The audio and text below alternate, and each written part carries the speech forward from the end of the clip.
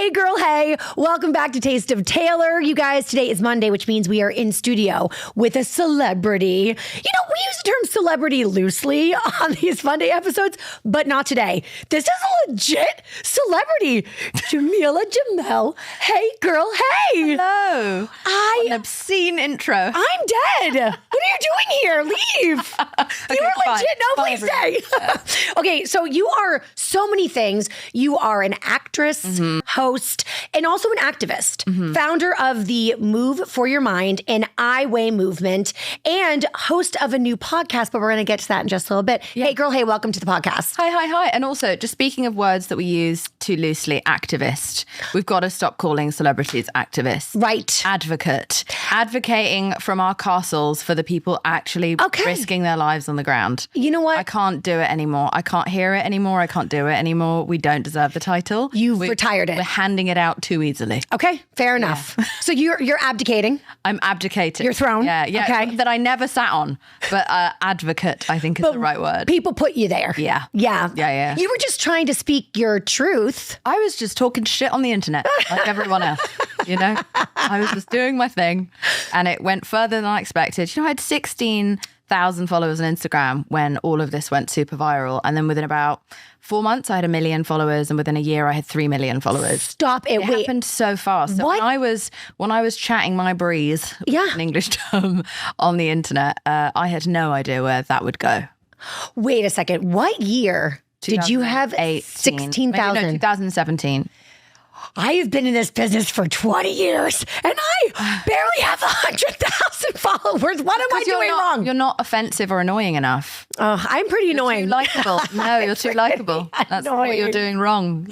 The internet favors tits and outrage. So if you're not doing one or the other. Well, okay, so you have a new podcast called... You still have your dignity, which makes one of us. Honestly, I sure do not. Okay, so your new podcast coming out is Wrong Turns. And we're going to talk all about it. And it's comedy and it's funny. Yes, yeah. It's a total departure from a lot of the other stuff that I do because I think I've just overdosed a little bit on the serious. Yes. But I've also overdosed on toxic positivity online. And I was like, I'm going to kill two birds with one stone. And I'm going to give everyone just like a 35-minute reprieve every week where we tell our most humiliating stories. Me, comedians, and the general public tell our most embarrassing stories. And we don't try and pull out a silver lining. It didn't turn us all into a CEO billionaire. You know, we don't all have ice baths now as learned wisdom from our fuck up. Sometimes a fuck up is just a fuck up and that's okay. And that's it. When life gives you lemons, you don't always make lemonade. No, sometimes you just shit more fucking lemons and you just shit your pants.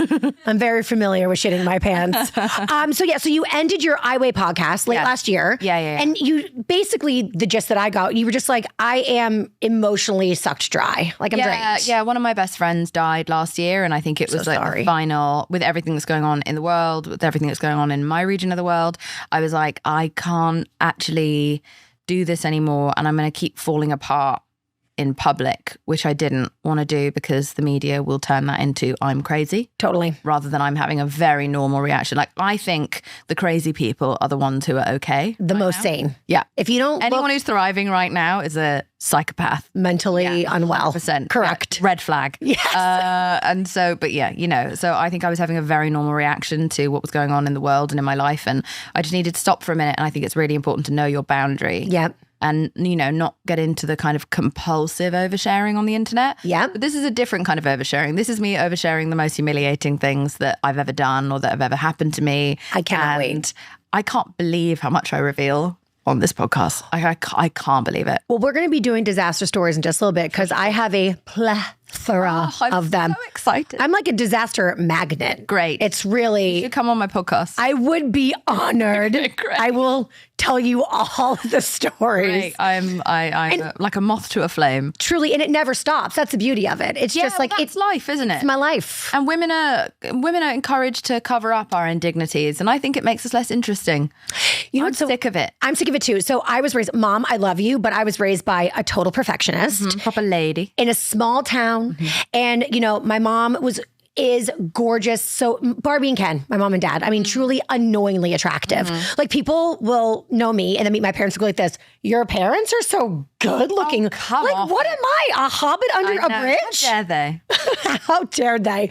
But my dad was a doctor in town, a small town. And my mom was like, be good. Like it's a reflection on the family and her dad's a doctor and blah, blah, blah. And then I got this radio show at Sirius XM Radio, like right out of college. And I was like, I am not my mom's human report card. I'm a person and I'm flawed. And like, that might work for them, but that is not how homie rolls. No. And so I had to kind of let my freak flag fly. Yeah. And honestly, I think my parents have evolved for the better because of it. Because now they let theirs fly. Exactly. It's contagious. That's the whole point of the podcast. The best. Let's all just be free. Isn't it? Too free, maybe. Too free. Yeah. No such thing. Everyone has like a slight oversharing hangover after we do the pod. All of us walk out like a little quiet, looking at each other a little different. What did I do? What I went too far. Before we get into any of this, though, I want to talk about how you got into the industry story. It's crazy. You had $17 in your bank account. Yes, I had $17 in my bank account. And then you got cast for The Good Place. Yeah. The Good Place, Yeah. which I did watch and I love. That's actually when I feel like, fell in love with you. Oh, that's so nice. I love the show. It's so good. How did that come to fruition? I sucked a lot of dick. A lot. I have no gag reflex. No, I do. You're lying. Crazy gag reflex. Me too. I'm horrible at sucking dicks. That's why I'm a lesbian. I can't even suck a dick. Barely swap steak. I was a writer, and I was managed by someone who I guess their production company. No, what was it? I was managed by someone who also managed the production of The Good Place, and they were looking for their own talent, I guess, to audition for The Good Place, and they didn't have anyone who was tall, English, and annoying. And I just ticked all the boxes. They were like, would you ever try acting? And I said no. And then they didn't take no for an answer and forced me to do it and said, if I just do this one audition, they'll get off my back about it. So I went to the audition to get them off my back, and then hilariously accidentally got the role.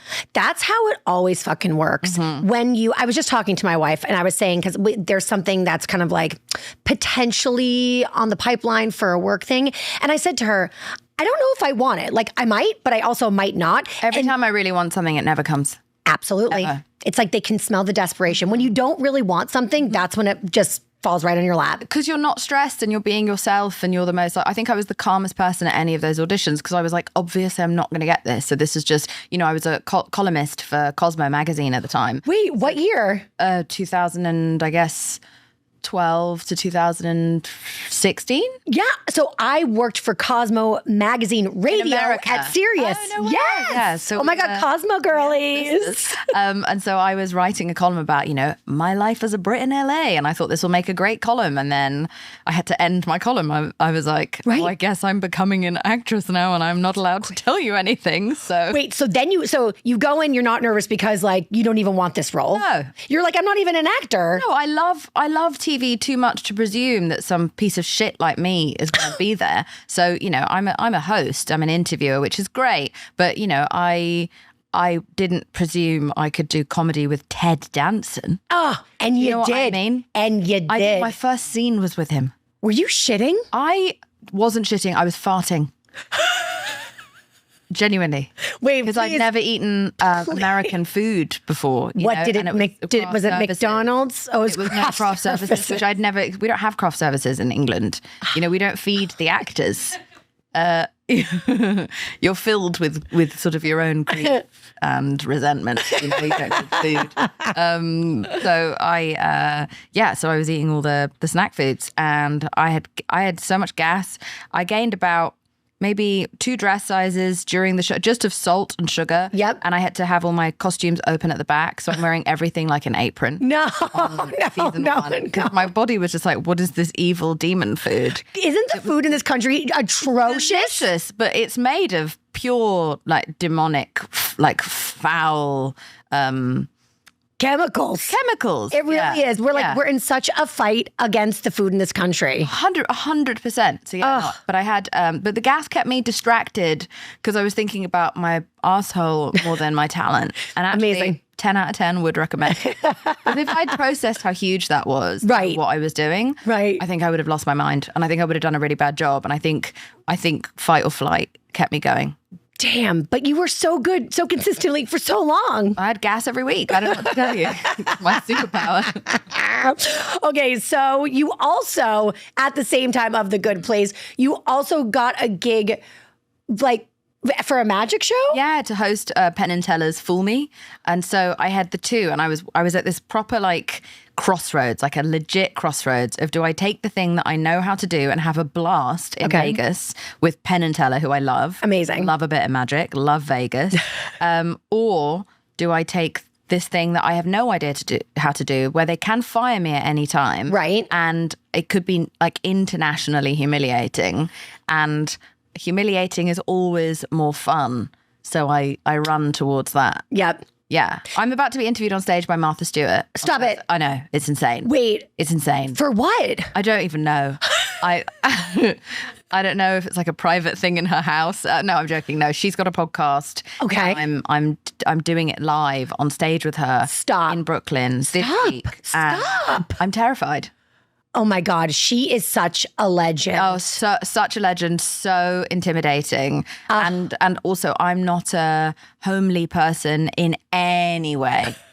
I don't even know what I am. I don't know what this breed of human is, but I'm really just like more of a dog than a person. I have no capacity to match her on any level of domesticity. Oh, please. I feel like, I don't know what her podcast is about, but I feel like it's actually about so much more. I mean, she was on Sports Illustrated recently. Snoop Dogg is her best friend. 100%. Like, I feel like we've got a much cooler, I mean, post-prison Martha, such a vibe. 100%. Yes. 100%. And I feel as though I would run jail. You know, I feel like we have that in common, but I'm not going to You should bring tell it her up that. with her. I asked if I could, and they were like, no.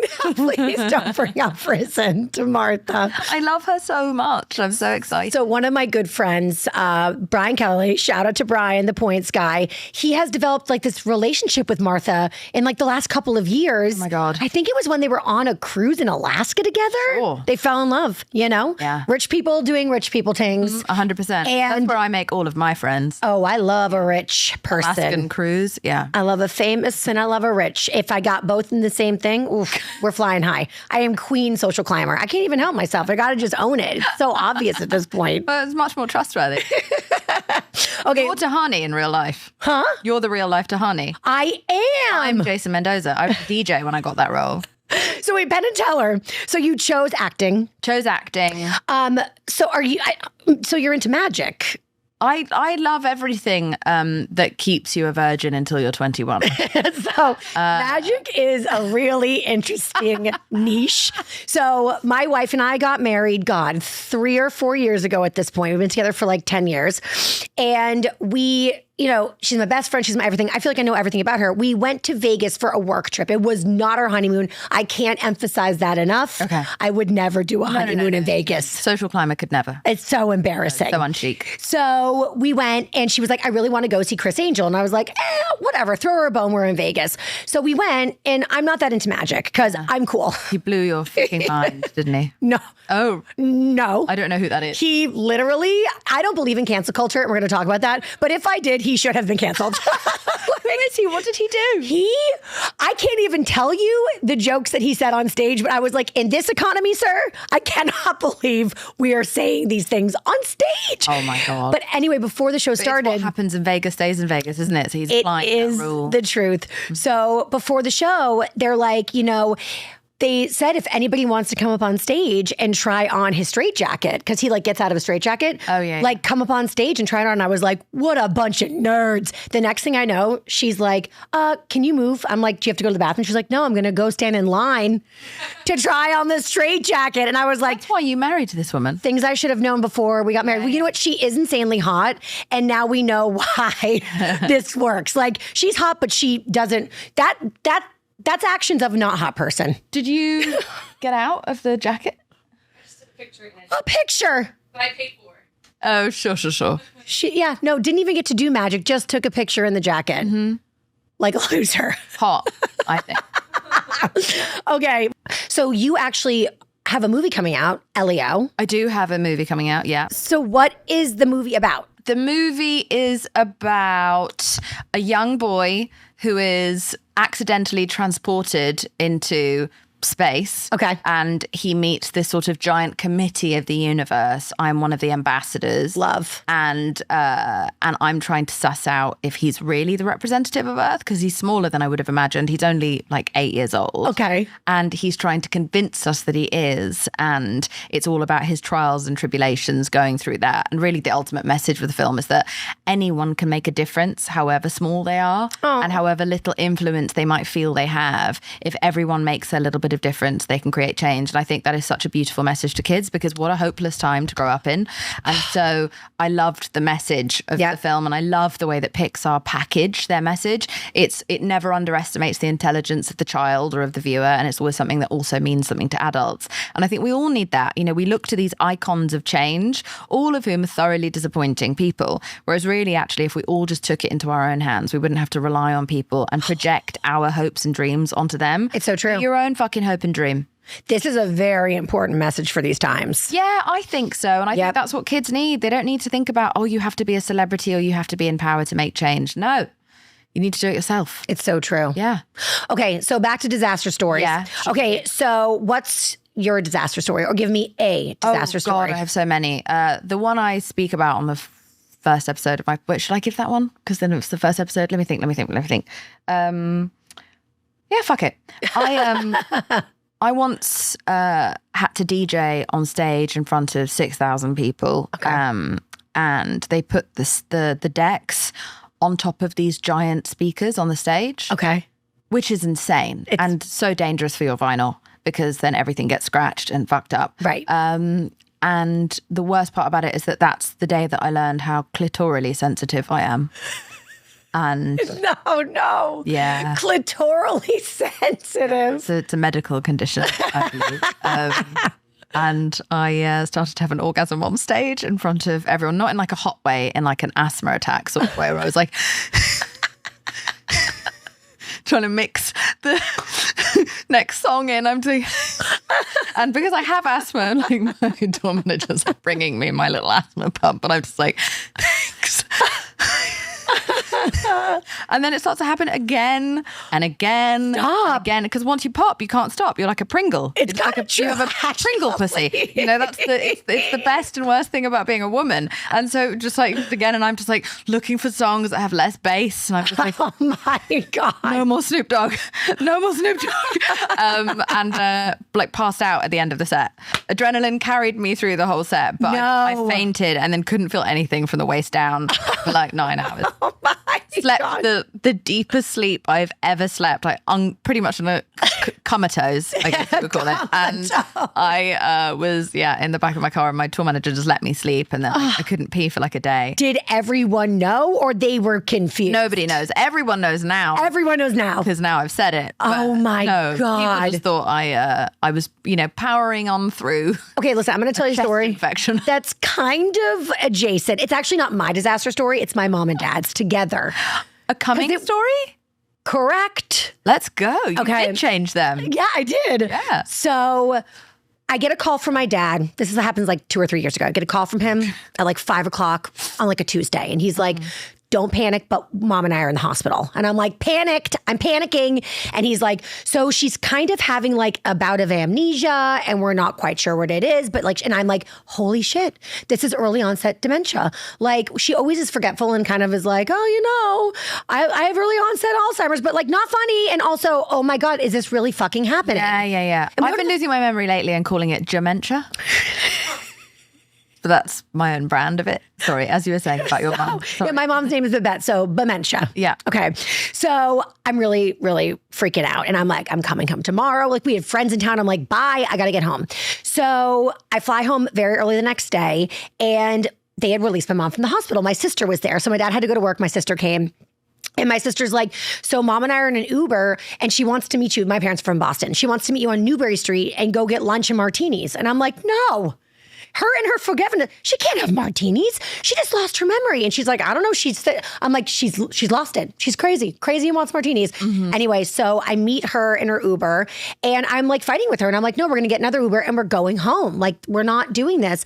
And she's like, I'm fine. And I said, you know what? I really don't feel comfortable. And she said, oh God, I'm going to have to tell you this, aren't I? I said, okay, what happened? She said, I don't have like early onset dementia, Alzheimer's. She said, it's a condition that happens from having an orgasm. I said, what? She said, I am so mortified having to tell you this, but if I don't tell you it, you're going to be so worried. So basically, I can't even remember the name of the condition, but it's a legit everyone thing. Everyone is Googling your dad right now. It happens like in women who are like 50 to like 65. Yeah. And it's something that happens very rarely, but it happens only once. It's for some, it can come back one more time, but that is it.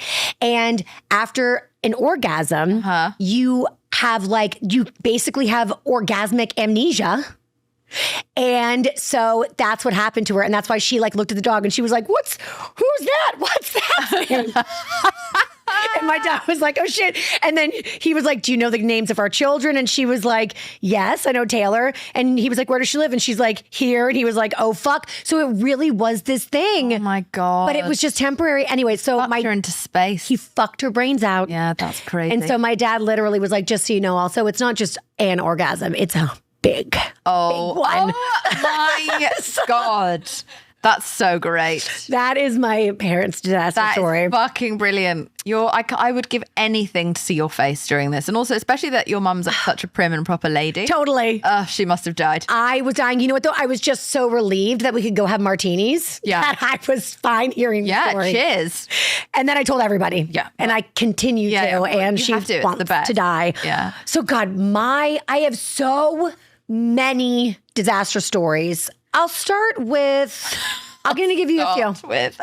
So I really thought I was straight, like truly. I mean, I was married to a man. Like I did not realize I had any lesbianic inclination whatsoever. Now, when I look back in retrospect, I'm like, oh, I totally was. But I was just like, so the Catholicism shut me off. But even as a child? So this disaster story involves a girl that I just thought I was obsessed with, like wanted to be friends with, best friends. Darling. But now I realize I probably wanted to. Fuck her. So, which makes it even more embarrassing. My first you were crush, in love. I was in love. So she was like 2 years older than me in high school. She was really good at field hockey. And so she was like the captain of the team anyway. So I was obsessed with her. And then she did ski team in the winter. So I obviously did ski team as well. And we were having an indoor practice because it was like hard to get to it was like an hour and a half drive. So sometimes we would do like indoor practices at the school. And I was like so excited because I was like, oh my God, like she sees me. You know what I mean? Like she knows me. Anyway, so she was like, everybody was doing sit-ups and everybody had to have a partner that would hold their feet as they were doing their crunches. Okay. And she like was like, I'll be Taylor's partner. And I'm like, oh my God, like we're fucking best friends. Like this is incredible. And so she's holding my feet and I'm like doing the crunches and I let out the biggest, stinkiest fart on planet Earth. Like there was no denying. Was it loud and smelly? Loud. Usually that doesn't be one or the other. I know, but my butthole, it really betrayed me in this moment. It outed you. It outed me. It's like she's a lesbian. Anyway, so that was the last time she held my feet and talked to me. Oh, no. I know. I'm so sorry. We had this crazy story from one of our listeners on the podcast about this bride who'd been taking like loads of the like laxative teas or diet products before her wedding.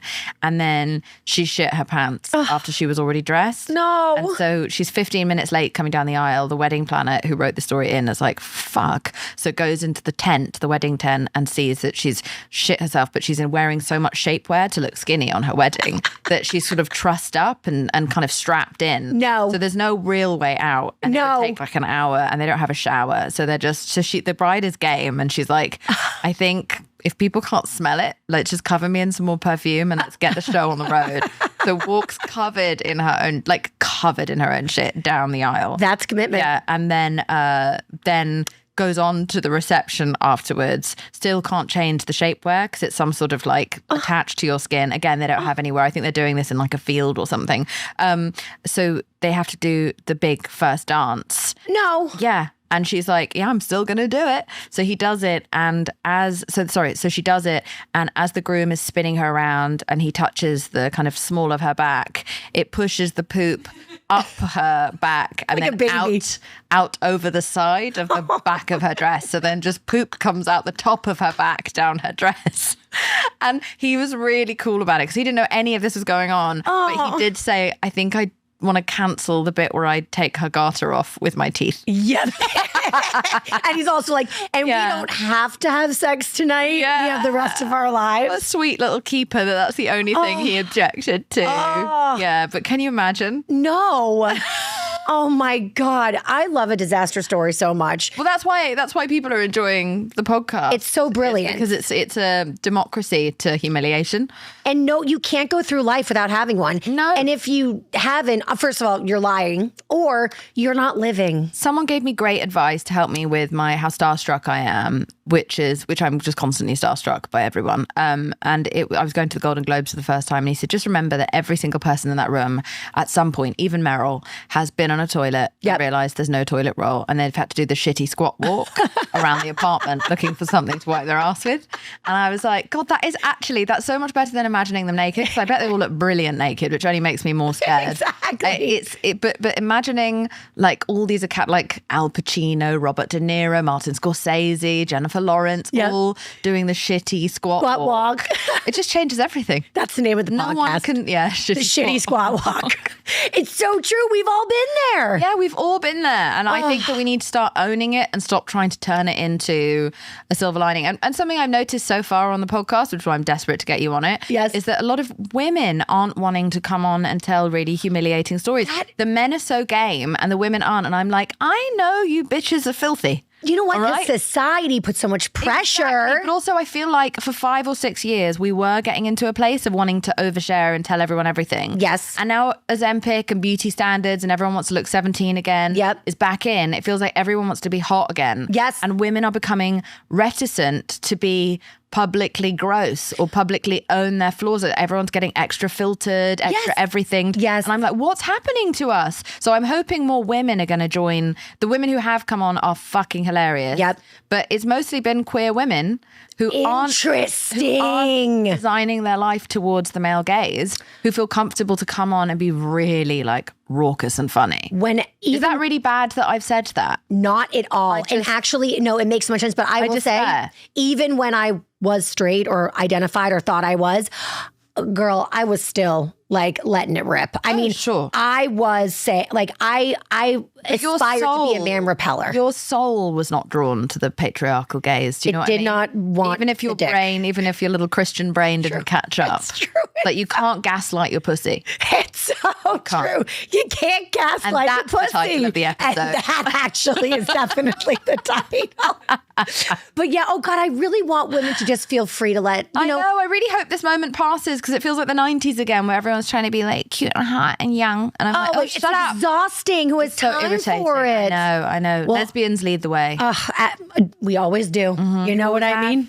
I can't. Yeah, I will come on. And by the time I come on, I will have even more disaster stories. Great. I can't wait. Because it's nonstop. Yeah. It never ceases. Mm-hmm. I do want to talk about things that I love about you. I know that we are moving away from it's not the advocacy, right? No, I'm not moving away from advocacy. I just needed a break from talking about it every week on the podcast, like the darkest shit in the world. I get it. I still talk about it on my Instagram. Yes. In smaller doses when I'm ready. What inspired you to talk about women being vulnerable and making yourself so vulnerable too? I just didn't have very many real role models growing up. You know, I just had perfectionism to aspire to, and perfectionism is the death of progress. And it really harmed me and made me think everything was wrong with me as a girl and as a woman. And as I've grown older and gotten to know other women, I realized that actually we're real and we're flawed. And also I've seen how much men just continuously, and I think they're very smart for this, overcome hurdles put in their way when they've embarrassed themselves or they've messed up. They they come back, they hopefully try and do better, and then they keep going. Yeah. And women they tap out. Women go, oh no, I failed my one life mission to be liked and approved of by absolutely everybody. I should remove myself from society. Anne Hathaway stepped back. Jennifer Lawrence stepped back. And completely understandably, I wanted to step back when I got piled onto super hard. Yeah. But I didn't, because I was like, then they win. Then the people who want women to cancel themselves win. Right. It's so important to see what happens on the other side of death. And it's life. And after the worst of me being piled onto and mocked and shouted at by the internet, I booked Marvel, I got a book deal, I did a podcast, I had a #1 podcast, like a comedy podcast. Like, I was so successful, and I was like, this is so important for women to see that actually life goes on and people do move on, and you just have to grow up and do better. And so really, I just move through this world like a straight white man when it comes to failure. Exactly. I think it's one thing they really get right. Yeah. And I think we need to adopt more of that audacity. Straight white men are just really comfortable in mediocrity. Yeah, totally. They really are. But also when they get to do excellent things, it's partially because they pushed past the fear of their own mediocrity. We're all mediocre at some point. That's so true. You cannot get to greatness if you do not pass mediocrity first. You're so right. Everything I've done, I've been a bit mediocre at, and then I get better. And you know, women are hired for what they've already achieved. Men are hired for what they're going to achieve one day. We've got to stop allowing this mindset in our society. And we've definitely got to stop putting it on ourselves that I have to already be perfect before I try. Yep. I have to have the perfect body before I go to a gym. I have to have the perfect aesthetic before I go on any dates or look for love. So we would never, ever tell a friend to live this way. No. Why do we put these pressures on ourselves? We're horrible friends to ourselves. I cannot stand it. It's so true. Do you know who Hannah Berner is? I do. I think she's fabulous. I love Hannah. So we've been friends for years and years. And so when she was going through Do you want to come on my podcast with her? Oh my God, That yes. would be so fun. I would love to. So she, I was really tight with her, especially when she went through this really bad season on Summer House. Mm-hmm. And she ended up not coming back to the show. And so I love Hannah so much because she is like such a fucking representation of a phoenix rising from the ash. Like, she got fired from the show and people were like, that's the end of her. She's never going to come back. And what this bitch did in a pandemic, she was like, I'm going to go on TikTok. I'm going to make content. And then once the world is open, I'm going to go do the scariest thing in the world, stand-up comedy. Mm-hmm. And she got on stage and she fucking went night after night. And now she is like, I mean, she's legitimately fucking a star. Crushing. Yeah. And I love her story so much because it is that reminder of even when you think you are so down and out. Like, I remember having dinner with her after like that season and I was legitimately concerned. Like, I was like, oh my God, is she ever going to be able to come out of this? Because she just felt like the world hated her. And I always said to her, for what? You got canceled for not taking the trash out? Like, this is ridiculous, you know? And I'm just so happy she believed in herself and she persevered. Well, society hates women, and it's not just men. Women hate women. Women love to see women fall. It's crazy. What still is it? Scarcity mindset poison is what it is. Scarcity mindset. That's what it is. That's what it is. It's like we think, oh, there's room, you know, there's this... Oh God, I can't remember her name, but there's this great song by this girl that says everybody supports women until a woman does better than you. Oh, ain't and that I'm the like, truth? That is just, it was so painful that someone so young was able to see it, to see that. And I really think it's a prevalent problem in our society. And, you know, and it's a media machine that I've been the victim of, that every woman I know who's ever stood out has been a victim of, which is that we're all doing our thing. The media spotlights someone, goes, she's interesting. Let's talk about her. Let's talk about her all the time. Let's overexpose her. Let's hyperbolize how amazing she is so that people start to go, all right, well, just calm down. She's not that amazing. She doesn't look that good. Right. She doesn't look flawless in this picture the way that they'll be describing you. And then they'll start putting pictures of you smiling next to a hyperbole headline. Yep. So it looks like you believe the headline. If anything, you put it out yourself. God then forbid. They start to talk about you so often that it starts to look like you're giving interviews to the media all the time, and you're not. You're on your Instagram, you're on your Twitter, you're minding your business, they're making up lies. Yep. And then the people are primed to be so sick of you.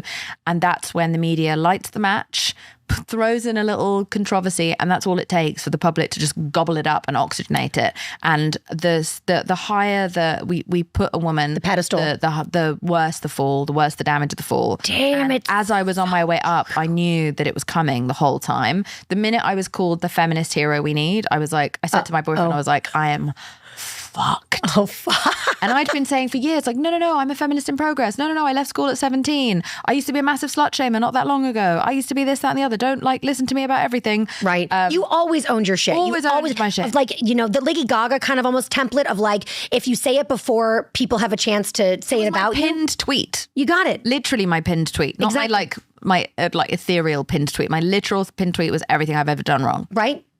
And from the second I got attention, and yet they were still like, she's the feminist hero we need.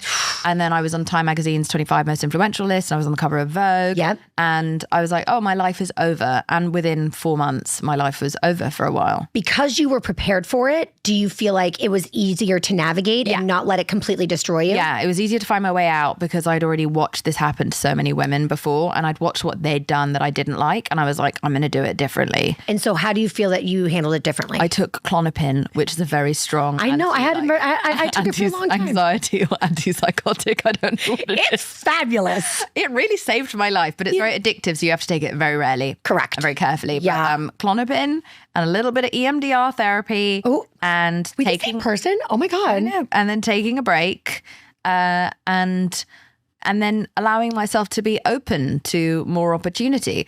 Opportunity's there. It's often women who decline to take it because we're not skinny enough. We look too old. Yep. We think we can't wear that. Yep. We don't think we're qualified enough. We're worried someone else might be more qualified. We bow out of so many opportunities and we get in our own fucking way. It's so true. And at some point we have to stop coddling ourselves. Like, yes, okay, that is the patriarchal conditioning. Yes, things have sucked forever. Yes. But at what point are we going to go, enough is enough? No, I know. Take it. I know we have to do it internally, of course. But like, is there any way that like me, you, I don't know, people like us can retrain women to stop dogging on women? I feel like men, of course, men can be tough on other men, but I feel like, men are like, I feel like they have each other's backs a little bit more. Women need to start hitting each other.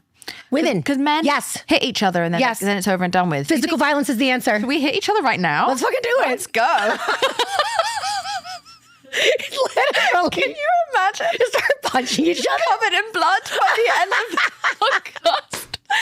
I don't know what it is, but I think women like you and I need to lead by example, which is that you can critique women. Of course. But you cannot just dogpile and shit on a woman. You cannot add to a pile-on. Yes. And we need to keep calling it out when we see it and stop calling this like misogyny as if it's a misogyny that exists just in men. This is misogyny that exists in all of us. Yep. And it's grotesque and it needs to stop. It's disgusting. I say this as a reformed, massive misogynist. Yep. So I was miserable. I took that out on other women.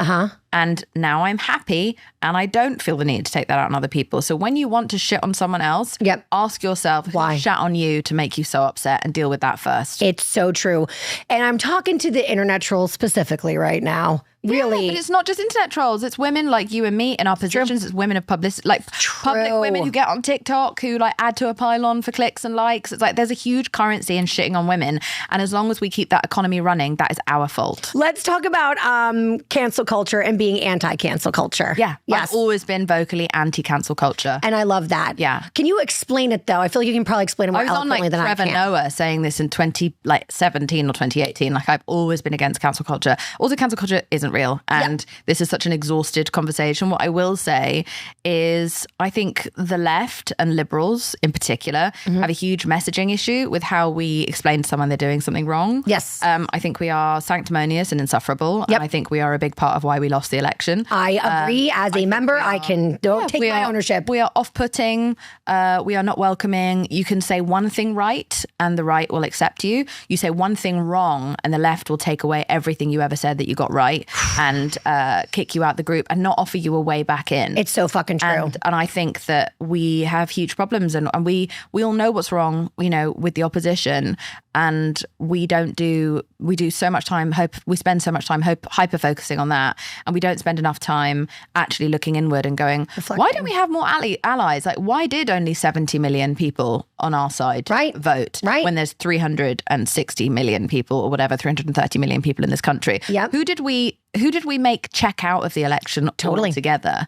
Why have we de-incentivized and fatigued people and scared people out of our group. Yeah. We're not fun. We've even turned against each other. We only turn against each other. Yes. We spend more time turning against each other than anyone else. And we can't organise ourselves. When there's a single issue, we need to include everyone's problems in each issue. So everything becomes a clusterfuck. Whereas they are going after our rights, one after the other, after the other, after the other, perfectly organised. And they send a bunch of clowns out there as their representatives. So we go like, look how much cleverer we are than them. No, there are geniuses on that side who are organised, who've been going at this for decades now, who have had their plans fall in place at perfect timing because we're so predictable. They know exactly how to make us play ourselves. And we fall into the trap every time because we are so intoxicated by moral superiority. Yep. And all that happens is we lose. We lose and we lose and we lose. We're disorganized. We de-incentivize people and we're not very funny anymore. No. Fuck us. Yeah, hate us. I hate us too. I hate us. I have everything in common with us, but I don't want to be in it anymore.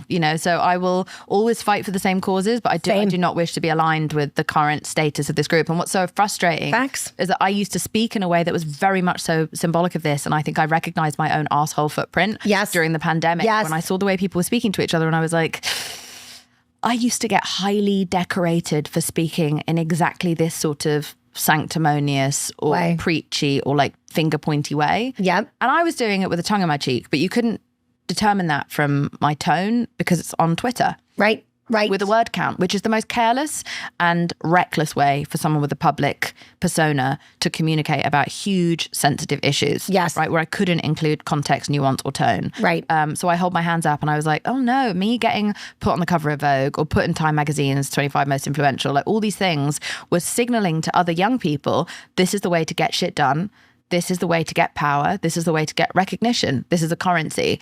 And I was so embarrassed when I realized that 5 years ago. So I've spent so many years trying to pull back from that and encourage people in the opposite direction. Right. And I was never trying to cancel anyone. No. But unfortunately, critique turns into pylons and that's what feels like cancellation. It's so true. And that's something you can't control on the internet, which is again why I try and stay out of talking about celebrities because I can't, once I've put that out there, once I've lit the match, the gasoline of the internet can blow it out of proportion beyond anything I would have wanted for that person. Yes. And so now I speak about systems more than individuals. Yes. I want to talk about your asshole footprint. Yeah. I love that phrase. I feel like there's probably people listening, okay? Because I know because they've trolled me in my DMs. You know who you are. But I do feel like maybe sometimes people go, well, I've been this person. I've been this troll. I've been this asshole. So I'm just going to stay in this lane. But as somebody who has, righted that wrong, how do we course correct? I think we need to masturbate more. I agree. I don't even think I know how to masturbate, if I'm being honest. Yeah, if I were president, I would mandate masturbation. Daily masturbation after the age of 20. I think we can't hold all that in. I think if we were wanking more, I think there would be less war. There would be, less crime, less problems, less general emotional abuse. I think we're not coming often enough is my true belief. But I also think what I'm saying is both cheeky but literal in that you're not happy. If you feel the need to go and write a Yelp review, you're not okay. If you feel the need to go and write on a stranger's comment section and you're hoping other people see it, or you are writing something rude in someone's DMs, it's a sign that you are not getting fucked. It's true. And you are not happy. It's and true. You aren't where you want to be in life. And you are taking a tiny bit of perceived power back by being unkind to someone on the internet. And it's just perceived power, which is not the same thing as real power. Happiness is real power.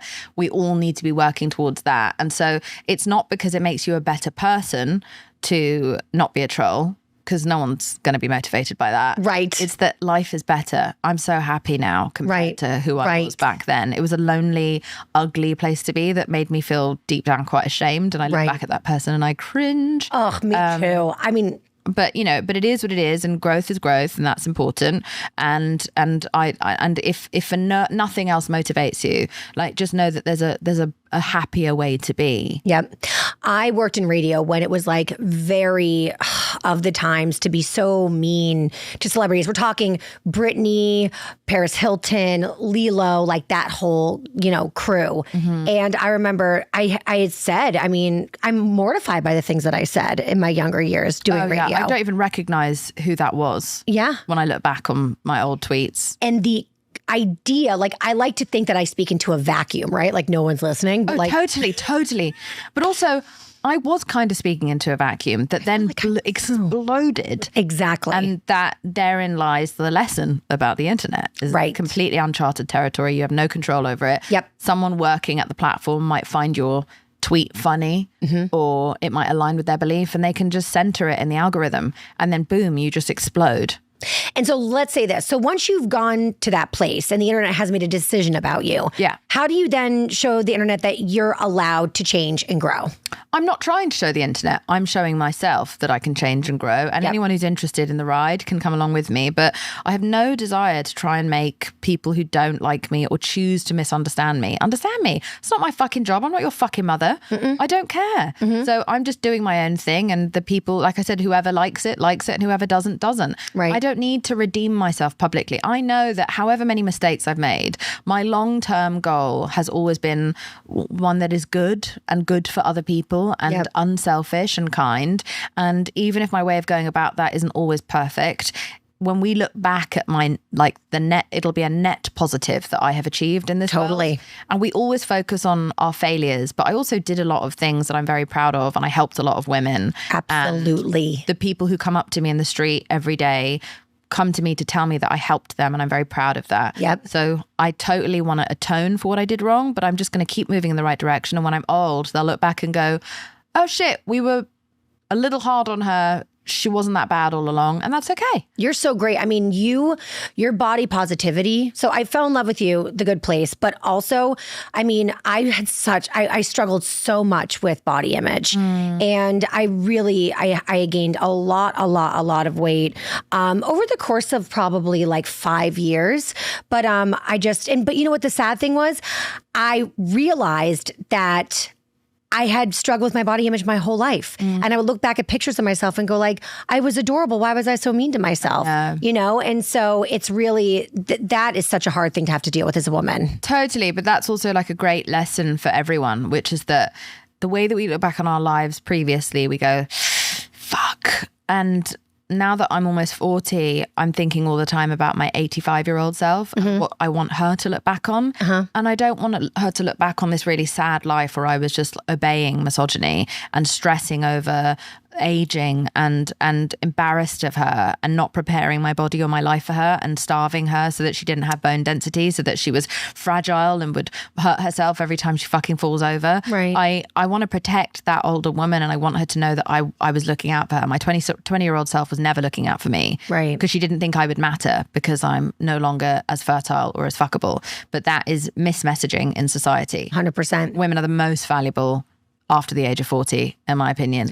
Everything is leading up to who you become in your 40s. It's all training for having a fucking amazing 40s. And I've never felt more interesting, confident, powerful, sure of what I want, sexy, accepting of myself and other people. I've never felt more sane. And that's why we're dangerous, because we know what we want and who we are, and we might give the cheat code to the younger girls. Right. So that's why they try to erase us or make us erase ourselves and erase any sign of ourselves and still behave like little girls on the internet.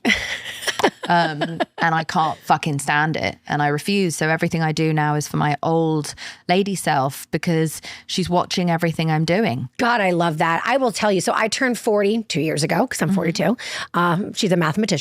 And I was so ashamed at how much of a hard time I was having aging. And even like things have been really happening for me now in my career, like in the last 2 years, I would say. And I have found myself thinking, why couldn't this have happened in my 30s? Like, I'm too old for this stuff to happen now. And that's so fucked up. I needed to hear that. Like, there's no such thing as that. No. It's like, that's such demented way of thinking. Yeah, but it's because all the messaging is that. It's like, why the fuck are we looking at 19-year-old Nepo babies wearing designer clothing when none of their fans can afford that? Why are the kids from Euphoria the face of luxury brands when their fans can't afford that? You know, can afford that stuff? Older women with disposable income. But when I see like children literally in clothes that I'm supposed to wear. I imagine it now on their bodies. I can't see myself in it. So the advertising is so demented. Totally. That we take, like, they should be modeling clothes that young people can afford. Right. And we should be like showing off clothes that people our age can afford. Yeah, let them do Forever 21. And it's like, oh, I wonder why all the fashion houses are closing. It's because of our pedophilic obsession with youth. Amen. Okay, I'm not going to get my lips injected. Don't do it. It looks fucking weird. And it hurts like shit. And everyone's a shit actor now, by the way. Everyone, when they're crying, they look like they're shitting on camera. You know that look? This like... They do, but I will still get Botox. But that's because I have a blinking disorder. But fine, whatever, man. But you're not an actor. Like, I can't bear it with the... Like, we in England, we have mostly like period dramas. We can't seem to, you know, like... Get out of that time frame. Totally. You can't be like, my lady, dost thou need a cup of tea? Like, you can't do it. We've got to stop. We've lost our minds. It's so true. And I'm so sick of like men looking their age on television, then women having this weird fucking blur under their eyes that moves with that doesn't move properly with their face. And then she looks 16, but he looks 50. Now he looks like a pervert. They're the same age. Why was Ocean's 8 look like the Emoji Movie? Why? Why do they all look the same age? They're different ages. That's what makes it interesting. I'm so mad. I'm so mad. The only like the rule I give to everyone when I do any photo of anything is like, you're not allowed to make me look thinner or younger. I fucking love you. Fucking leave me alone. Because it's going to go into my brain. Right. And it's going to make me hate myself. Fine. I'll stop using filters. I will. My wife is thrilled. She hates when I use filters. I love a sepia filter. Because I'm a millennial. So I'm like, it's in the 70s. Do you know what my filter's called? It's so fucked up. I've never even thought of it until just now. What's it called? It's called Relax, You're Pretty. Oh my God. Oh my God, I'm the problem. I'm happy to be pink pilling you. Relax, you're pretty. Relax, exclamation point. You're pretty. Because really what it means is you're ugly. Yeah, you're ugly, and you're going to take this filter to the surgeon and get this done permanently, which is what everyone does. I was going to say, you know how many of my friends talk about Snapchat face. Yep, make me look like this. My wife's like this. You look weird. Your nose is pinched. Like, what are you doing with this filter? I'm like, I look so good. Well, it's like I was doing my makeup online, and people were like, "No, you need to make your cheekbones look higher." And I was like, "Yeah, okay." But I'm going to have to take this makeup off in front of the man that I love. And then he's going to be like, did your face fall down? I don't want to fake an aesthetic. No. He knows when there's colour on my lips or colour on my cheeks that's not real. Right. But I don't want to fake my nose, like make it like file it down to Voldemort and then change my cheekbones and then be like, surprise, you know, at night.